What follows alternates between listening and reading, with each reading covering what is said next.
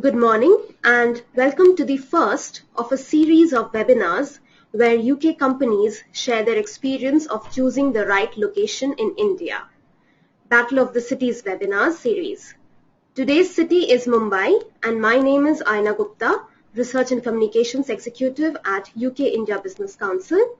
I will be moderating today's session. Before starting a business in India, choosing the right location is an important first step and companies should conduct extensive research and due diligence. It requires precise planning and involves looking at demographics, assessing your supply chain, scoping the competition, staying on budget, understanding India's state laws and taxes, and much more. In this webinar, we will discuss the advantages of Mumbai, often termed as the fastest moving and most affluent city in India. Before we begin, I would like to familiarize you with the toolbox on the right-hand side of your screens.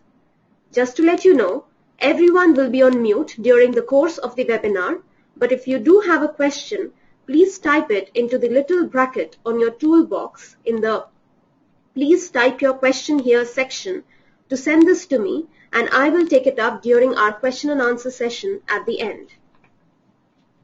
I am delighted to welcome Munni Trivedi, founder of Magenta, our speaker for today's webinar. Munni had a successful career in publishing and event management in the UK before moving to India in early 2009 to start her own business. With Magenta, the company she and husband Mark founded in Mumbai, Munni has pioneered an outsourced creative services offering providing international clients with world-class media production support from an ISO-accredited studio. Her team manages assignments that include brand identities, publishing projects, corporate films, digital media, and events. I would now like to welcome Munni for her insights on the commercial capital of India, Mumbai. Thanks, Ayana.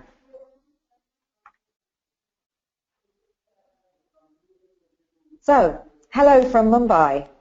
The name changed officially in 1995, but even 20 years later, the capital of the western state of Maharashtra is still known by many of its residents as Bombay. They say Mumbai is a place, Bombay is a feeling. Whichever name you prefer, all agree that it is India's maximum city. I've lived in Mumbai for the past 7 years. I moved from London to set up a creative services business. I was accompanied by my husband and business partner, they are one and the same, and our 2 children, then aged 1 and 2.5. Over the next 25 minutes, I'm going to make the case for Mumbai as a first choice investment and as a place to live. Mumbai is the capital of Maharashtra, and much of its economic significance comes from that status. In part 1, I'm going to discuss the benefits of the state with reference to some recent data. In part 2, I'll look at the metropolis and its position as a global city. And finally, in part 3, I'll share some of my personal reflections gathered from the past 7 years. So, Advantage Maharashtra. The western state of Maharashtra is one of India's most attractive investment destinations. It accounts for 27% of all of India's exports. Some of the benefits that the state offers include that it has one of the country's largest road networks and 5 national highways connect it with other major metros, including Delhi, Bangalore, and Kolkata. There has been significant capacity addition of power generation, resulting in an efficient and stable power supply and telecommunications network. It is a highly industrialized state with strong presence in petrochemicals, automobiles, financial services, ITES, and textiles. It boasts a high literacy rate due to the high presence of education establishments. 12% of India's universities, 17% of its medical colleges, 13% of its engineering colleges, and 19% of India's management institutions are here, meaning an educated and highly skilled workforce. Maharashtra's climate is conducive to agriculture. It accounts for almost a quarter of India's food production. For the auto sector, the presence of an established auto component manufacturer's supply chain, coupled with a good transport network, makes it attractive for this logistics-intensive industry. Maharashtra accounts for approximately 38% of the country's output of automobiles by value, and around 40% of the country's automotive workers are employed here. Maharashtra, and Mumbai in particular, is the heart of India's banking and finance sector, but I'll talk about that in more detail later. The state is a leader in biotechnology, with a large number of private and public institutions based here, carrying out cutting-edge R&D in biomedicals, bioinformatics, and biotechnology.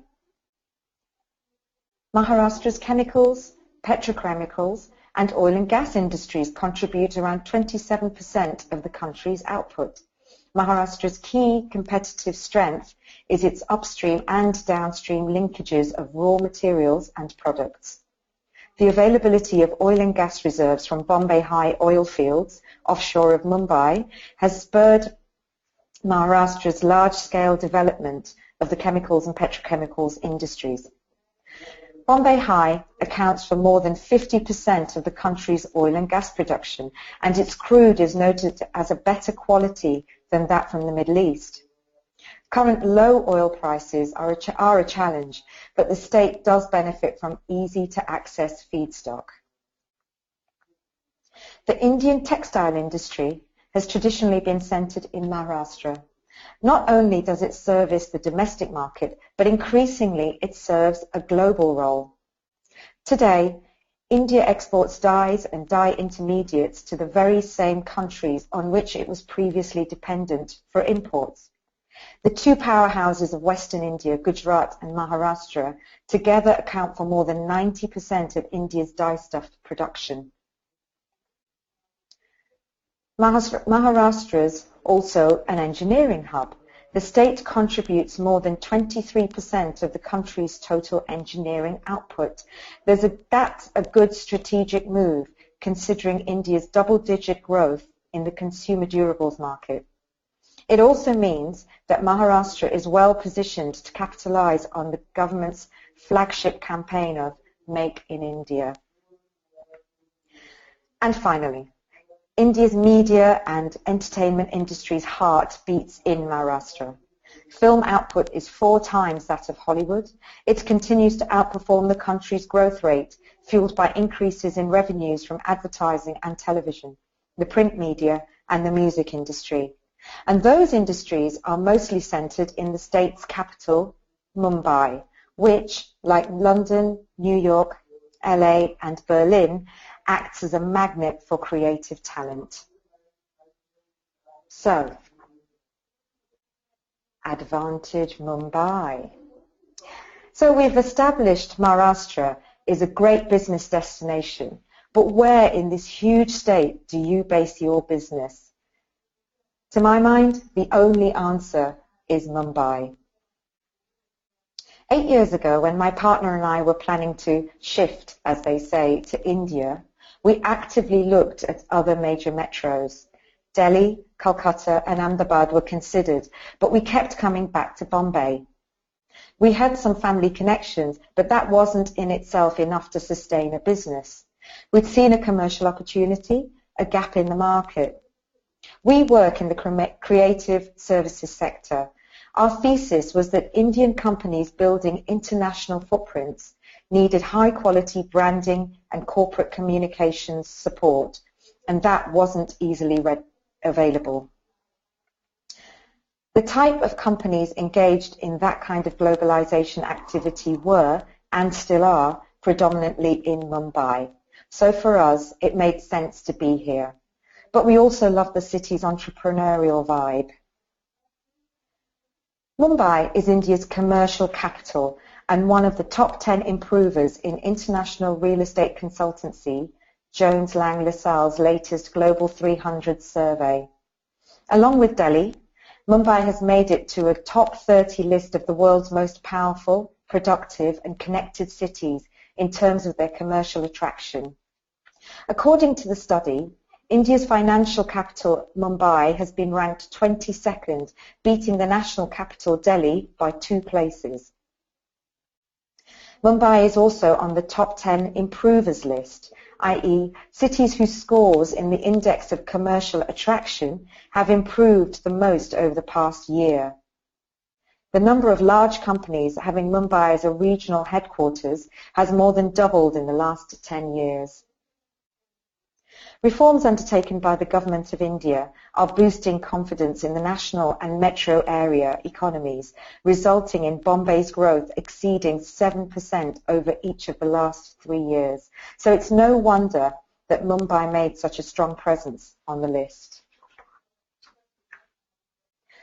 So, you need good commercial space to house your office and a nice place to live. Mumbai is thriving. The skyline tells an impressive story. Cranes and the skeletons of buildings are in evidence wherever you look. Mumbai has increased its Grade A stock by 26% over the past 3 years and is expected to add an additional 22% over the next 3 years. The constant frustration of roadworks is another sign of new infrastructure that's improving the city's connectivity. So let's look at some of the other sectors alongside real estate that are booming. One thing that makes Mumbai unique is that its entertainment and banking industries are both located in the same city. In the US, those money-making, job-creating industries sit either side of a huge continent. Here, they rub shoulders daily and feed off each other. So let's start with banking and finance. Mumbai is India's principal financial services centre. It's the home to the country's main financial institution, the Reserve Bank of India, and the 2 largest stock exchanges, the Bombay Stock Exchange and the National Stock Exchange, which control more than 95% of the volume in the Indian equities market. Mumbai has attracted a large number of foreign banks and other financial institutions.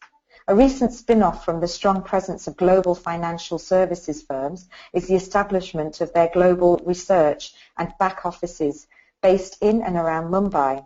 Examples are Morgan Stanley, HSBC and JP Morgan, who have set up such operations here. Now, you can't talk about Bombay and the Indian entertainment industry without mentioning Bollywood. Bombay is the nerve centre of the hugely popular Hindi film industry, and all of the major players are based here. This has led to a spawning of a plethora of allied industries. Post-production houses such as Prime Focus where Hollywood turns to for state-of-the-art yet cost-effective post-production services. One result of such collaboration was Interstellar, which won an Oscar for Best Visual Effects last year. The country's first IMAX Dome theatre is here.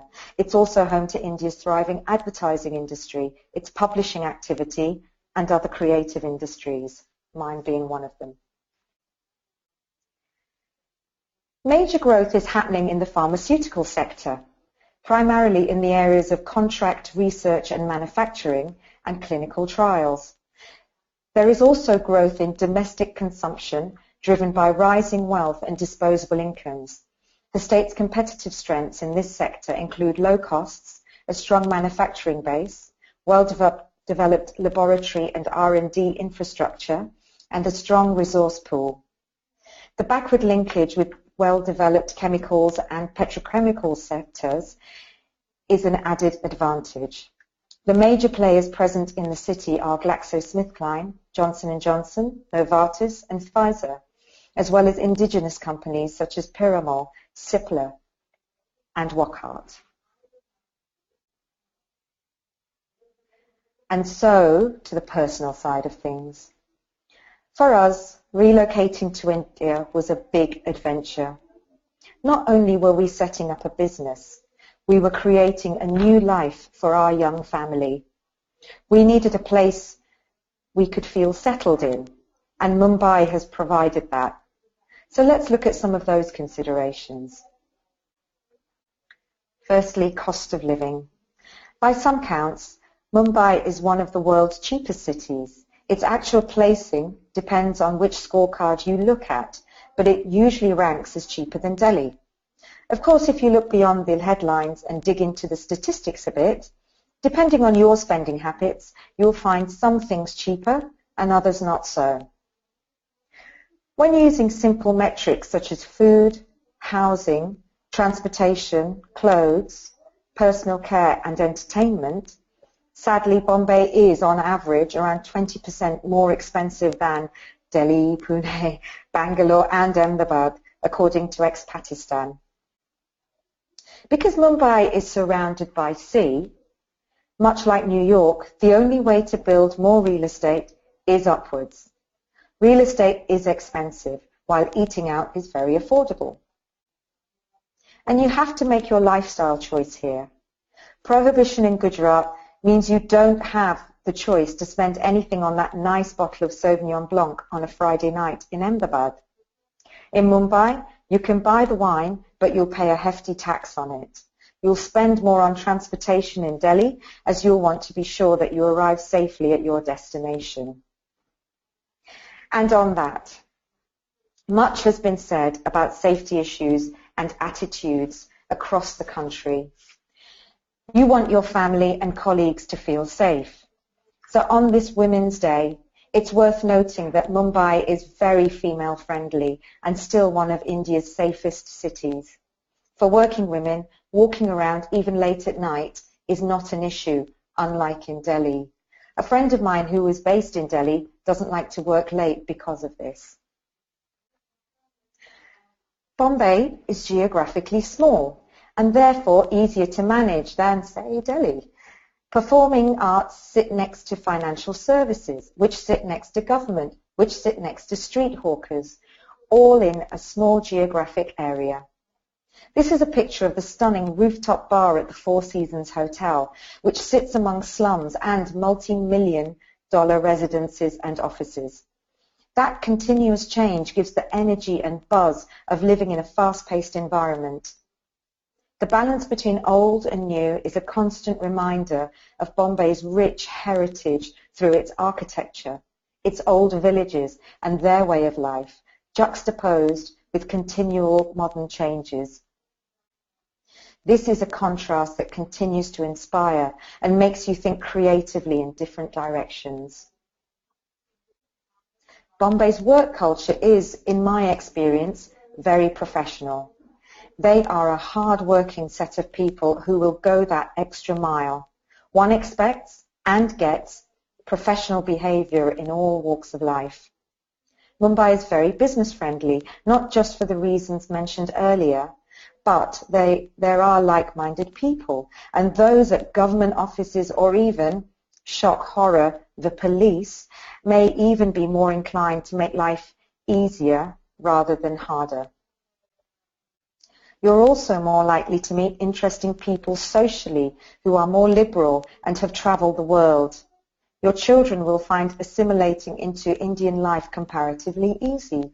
We found the school system on the whole a positive experience, and our children, now 8 and 10, are adept at their 14 times table, are reading Harry Potter, playing in the school football team, and go on camps. Pretty much like their friends back in England. And this is because Bombay is a melting pot, a migrant city, and most people you meet are from somewhere else, much like New York, for example. One learns more about the country and the world interacting with people from all over it. So everyone in Bombay will tell you Mumbai is more cosmopolitan and friendlier than some of our provincial neighbours. Foreigners can integrate easily into Indian culture, friendships, and business relationships. Bangalore obviously has some advantages if you're in the technology sector, but opinion among those who have spent time in both cities is that Bangalore is a bit of a bubble. Bombay is a bit more real. This means that if you really want to create and sustain something for India, then Mumbai is a good bet. We'll put up with the pollution just to enjoy the buzz. Mumbaiakars are also less aggressive people than you'll find in Delhi, and to a degree less ostentatious or status-driven. There are, of course, some exceptions, but this is generally the case. Mumbaiakars are also incredibly hospitable and genuinely warm people to deal with. So, in conclusion, the data supports the fact that Maharashtra as a state and Mumbai as a city are great places to do businesses. My personal experience is that although a megacity with the challenges that come from that, we have been able to survive and thrive both in professional and personal terms. This truly is the maximum city, the city that never sleeps. Maximum rewards, maximum adventure, maximum fun. I rest my case and look forward to taking any questions that you may have. Thank you.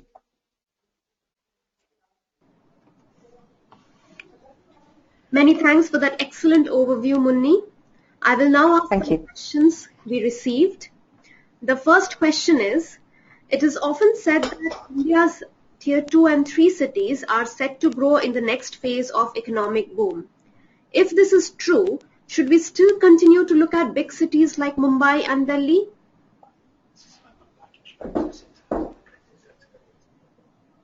Yes, yes, you should. And, you know, India being such a huge growth opportunity, definitely, you know, there are huge opportunities in those Tier 2 and Tier 3 cities. And the level of that opportunity depends on the sector that you're in. But basing yourself in Mumbai, gives you access to those Tier 2, Tier 3 cities. It's very well connected transport-wise. It's fairly central. You're not really in a corner anywhere. So getting to them, access to networking organizations and, you know, various different networks is very doable from Bombay. And I would also add that, so for instance, to get to Pune is a 2 to 3 hour drive, 1 hour flight to Ahmedabad, and a 2 hour flight to Delhi. So it's very, very manageable to do, you know, a meeting or two in a day and come back to the maximum city. You know, so it's very plausible to base yourself in Mumbai, where you'll have a lot of fun and it's safe and all the things that we've discussed, but still have access to all of those other areas. Thank you, Munni. The next question is, what is your view about public transport in Mumbai, as the city is famous for its traffic on one hand and crowded local trains on the other hand? Yeah, I can't deny that. It's a symptom. I think any major growing city that's in this sort of phase of its development as an economy and a country, it's all symptoms. The roadworks digging up. You can't escape it. But I can honestly say it's getting better.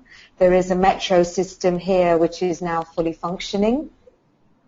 You know, it transports millions of people every day, and you know, the trains, I have to say, run on time, and you know, it's an exciting experience, and you know, so it's the lifeblood of the city. You can't deny it. Yeah, the rolling stock probably does need a bit of improvement, but I've seen a lot of reports of the new rolling stock going to be put into action. I don't know quite when that is.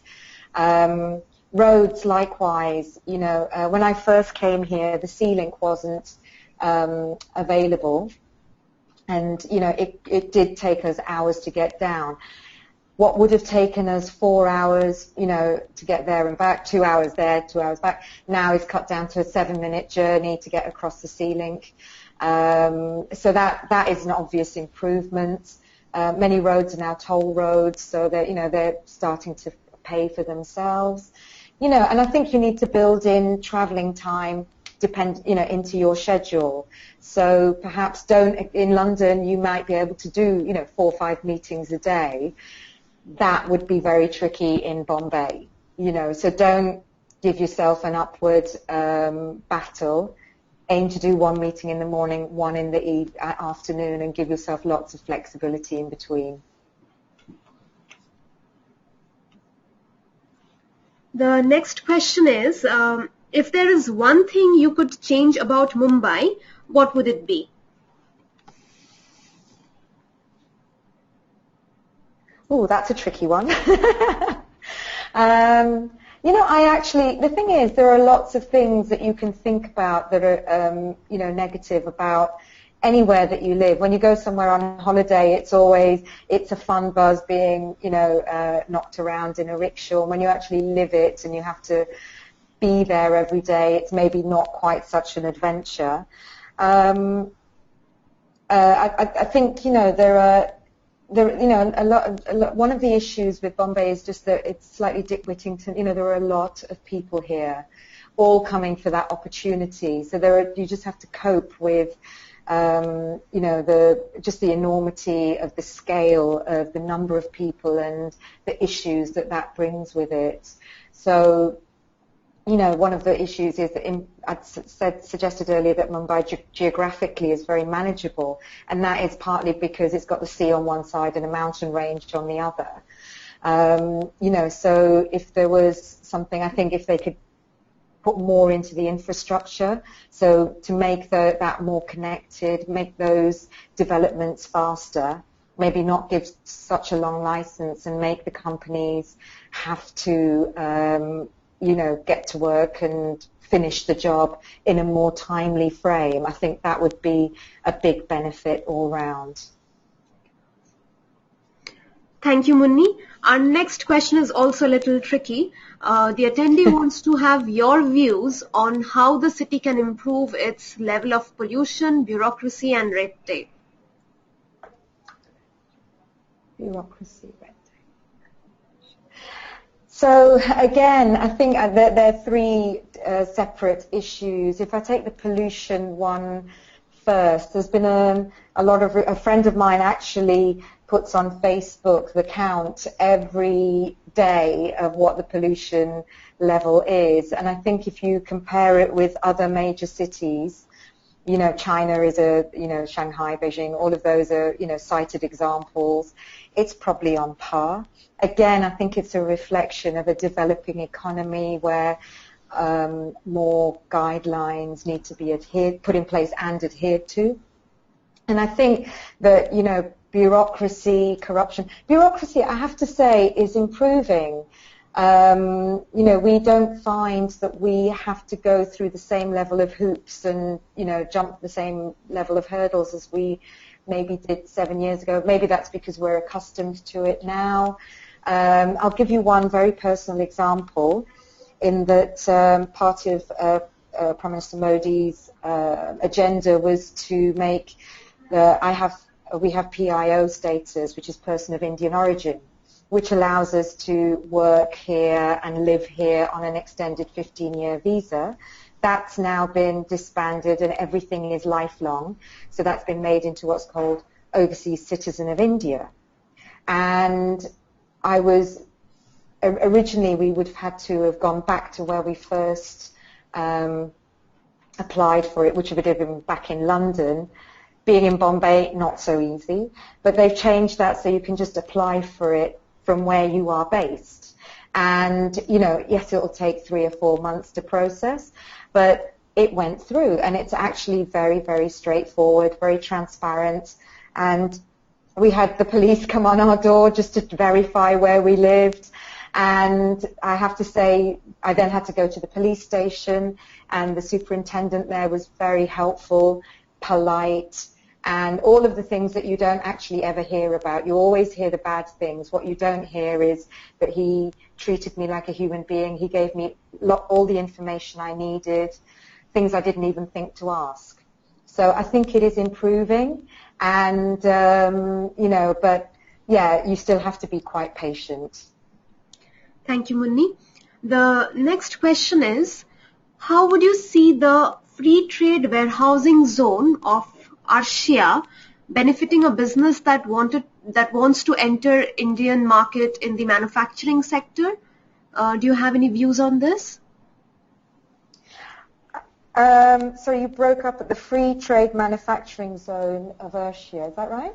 Yeah. I'm not, it's not my expertise, free trade zones, and I would suggest that the questioner actually goes back to the UK India Business Council, who I'm sure would have much more sector expertise than I would in manufacturing and free trade zones. You know, they're much better qualified than I am to answer that question. Sorry. Thank you, Munni. We'll surely answer that question. And our last question is, what do you have any idea about the population of Mumbai? I think it's around 12 million if I'm This goes back to which scorecard you want to... officially, it's about 12 million. I would say it was probably near 20, maybe even 21, 22 million. And the reason for that is that so many people are not registered here. Yeah. You know, a lot of the domestic help, people who are living in the slums, they're living here, but they're not officially, you know, recognized as being in here. Their ration card, Aadhaar card, all of those things are still back in the village. Yeah. And I had an interesting tour around Dharavi, which is one of India's, well, it's India's biggest slum and Asia's second biggest slum. And it's a very interesting, actually I found it a very positive experience. And one of the things I learned there was that the population density of Bombay is 22,000 per square kilometre, which is quite dense. Yeah. And the population of Dharavi is estimated to be 11 times that. So I haven't actually quite worked out the maths on that, but it's crowded. And, you know, there are a lot of people here, and sometimes it just feels like everyone is, you know, in front of you in the queue.